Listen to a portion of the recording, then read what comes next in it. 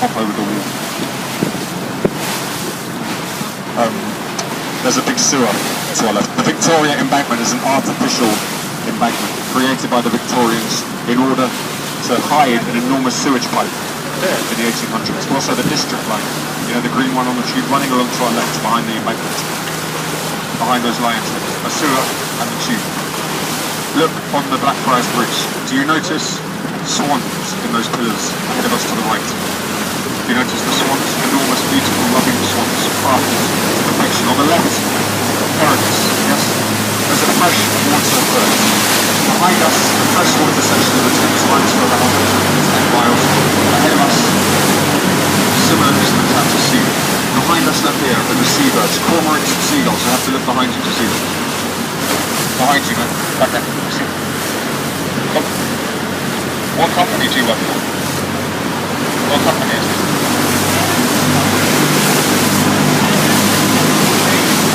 What do you sell?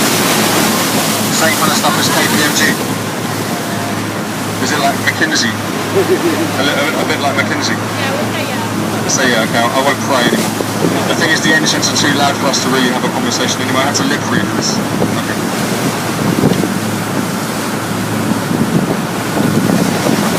Tate Modern on the right, very famous, used to be the Bankside Power Station. Now it baffles billions of people every year, and some people actually like it. You can get a membership to it if you want to take people up to the membership bar, or even throw yourself off the balcony. One of the best ways to commit suicide, I think, in modern London. Get a membership, £65, and then you can hurl yourself from the balcony underneath the word Gallagher, as some people do from time to time. The coffee is very good. Currently, Gallagher is an Afro-futurist artist from America. El Salahi and Shukair are both, I believe, Lebanese. Is that correct? Anybody want to correct me on that? Okay.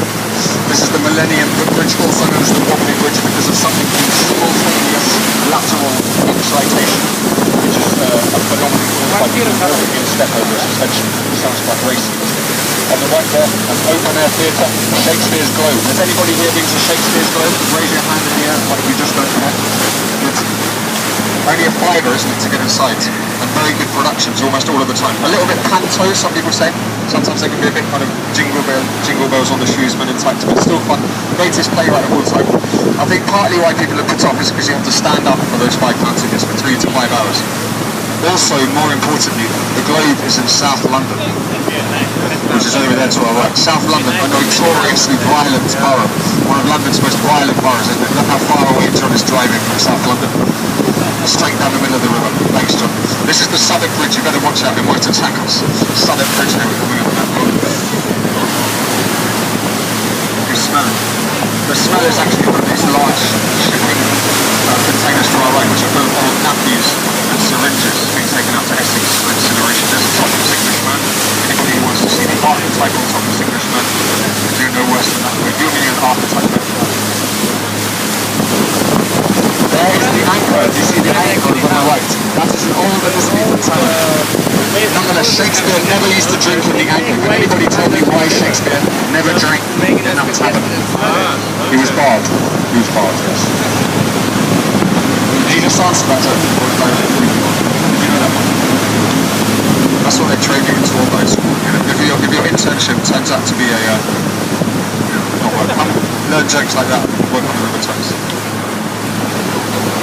My dad works over there. Above the oyster shed.